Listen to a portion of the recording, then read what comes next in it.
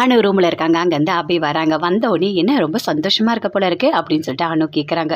ஆமாம் அனு, நான் ரொம்ப சந்தோஷமாக இருக்கேன். ராக்கி பாய் என்ன தெரியுமா பண்ணாரு, எனக்கு gift கொடுத்தாரு அப்படின்னு சொல்கிறாங்க. என்ன gift அப்படின்னு சொல்லிட்டு அனு கேட்குறாங்க.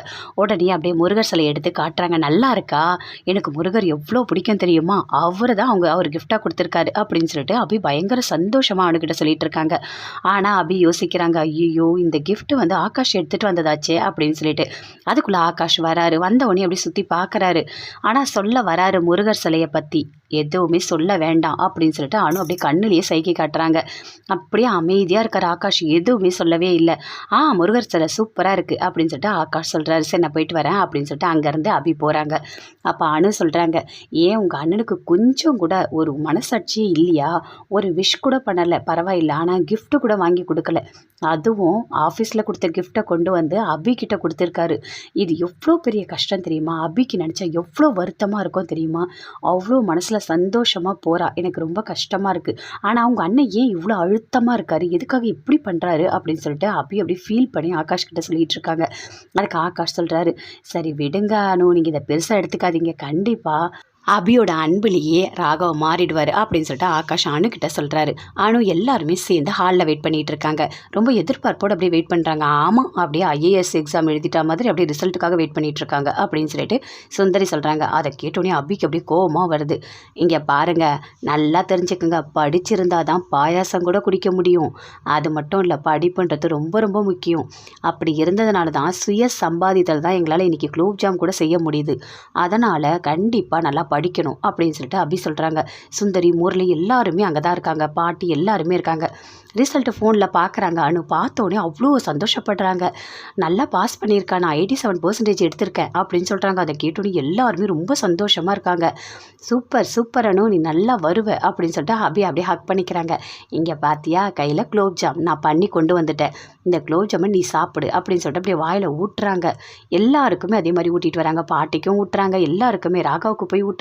அவரும் ஓகேன்னு வாங்கிக்கிறாரு. எல்லார் வாயிலும் ஊட்டிகிட்டே வராங்க. அப்படியே முரளி பார்க்குறாரு.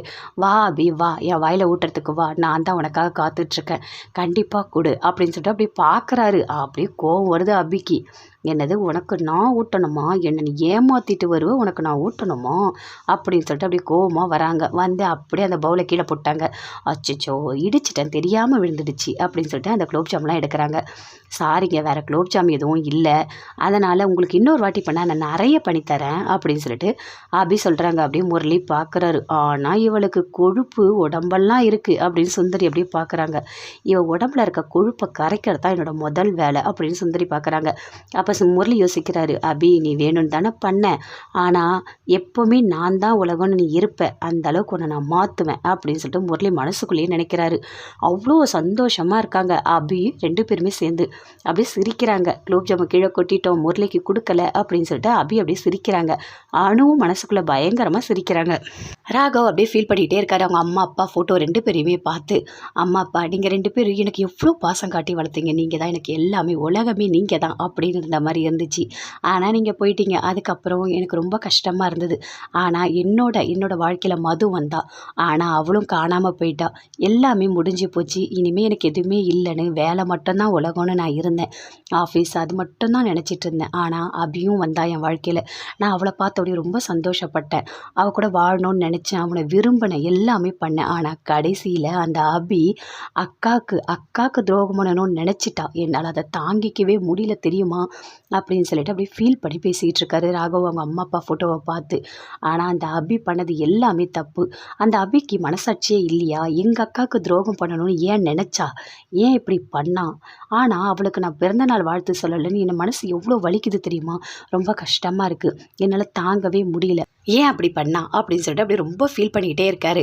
அப்படியே பார்க்குறாங்க, பயங்கரமாக சந்தோஷமாக இருக்காங்க. அப்படியே வராங்க, வந்துட்டு அங்கே ராகவ் படுத்திட்டுருக்காரு. அப்படியே சுற்றி பார்க்குறாங்க.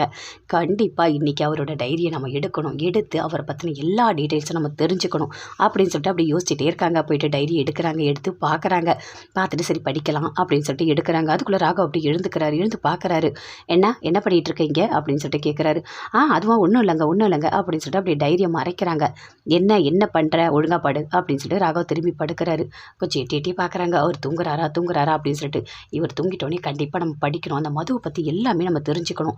மது இவரோட காதலியா எல்லாமே நம்ம தெரிஞ்சுக்கணும் அப்படின்னு சொல்லிட்டு அந்த டைரி அப்படியே எடுத்து படிக்கிறாங்க. படிக்கும்போது அப்படி எழுந்துக்கிறாரு. அப்படி திரும்பி திரும்பி படுக்கிறாரு. ஐயோ இவர் என்ன இப்படி பண்ணிட்டு இருக்காரு, நம்மளால ஃபுல்லாக படிக்கவே முடியலையே, ஆனால் எல்லாமே நம்ம தெரிஞ்சுக்கணும் அப்படின்னு சொல்லிட்டு ஃபுல்லாக எல்லாமே அப்படி படிச்சுட்டே இருக்காங்க. படிச்சுட்டு நடந்த எல்லா விஷயத்தையுமே தெரிஞ்சுக்கிறாங்க. எந்த அளவுக்கு அவர் விரும்பி இருக்காரு, மதுன்னா அவருக்கு எவ்வளோ பிடிச்சிருக்கு, அந்த மதுக்காக தன்னை எவ்வளோ மாற்றிட்டு இருக்காரு. ஆனால் நம்மக்கிட்ட மட்டும்தான் இவர் இவ்வளோ ரூடாக நடந்துக்கிறாரு, ராக்கி பாய் ஜெயிலர் அப்படின்னு சொல்கிறாங்க. ஆனால் அந்த மதுவை நல்லா தான் விரும்பி இருக்காரு, எவ்வளோ பாசம் வச்சிருக்காரு அப்படின்னு சொல்லிட்டு அப்படி ஆச்சரியமாக படிச்சுட்டு